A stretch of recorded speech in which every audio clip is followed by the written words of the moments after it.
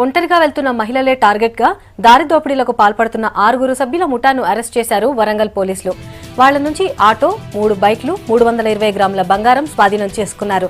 నగరంలోని రంగసాయిపేటకు చెందిన Biyabani, Sheikh Yunus, Salim, Alimuddin, ముక్తియాద్, Yakub పాషాలు mutton shop నడుపుకుంటూ జల్సాలకు అలవాటు పడ్డారు. వ్యాపారంతో వచ్చే డబ్బులు చాలకపోవడంతో దొంగతనాలకు అలవాటు పడ్డారని చెప్పారు పోలీసులు. చోరీ చేసిన సొత్తును రహస్యంగా అమ్ముతుండగా నిందితుల్ని పట్టుకున్నామన్నారు. ఒంటరిగా సంచరిస్తున్నటువంటి వ్యక్తులపైన, మహిళలపైన దాడి చేసి కత్తులతో బెదిరించి వాళ్ళు డబ్బు, నగలు కూడా చాలా వాళ్ళు వచ్చి మాకు ఇన్ఫర్మేషన్ ఇవ్వడం మూలంగా ఈ 10 కేసులు మేము డిటెక్ట్ చేయడంతో ఒక 6 నిందితుల్ని అరెస్ట్ చేయడం కూడా జరిగింది. వీళ్ళ దగ్గర నుంచి మొత్తంగా 320 గ్రాముల బంగారు ఆభరణాలు మేము సీజ్ చేయడం జరిగింది. ఆటోలు కూడా వీళ్ళ దగ్గర 3 ద్విచక్ర వాహనాలు, ఒక ఆటో వీళ్ళ దగ్గర సీజ్ చేయడం జరిగింది.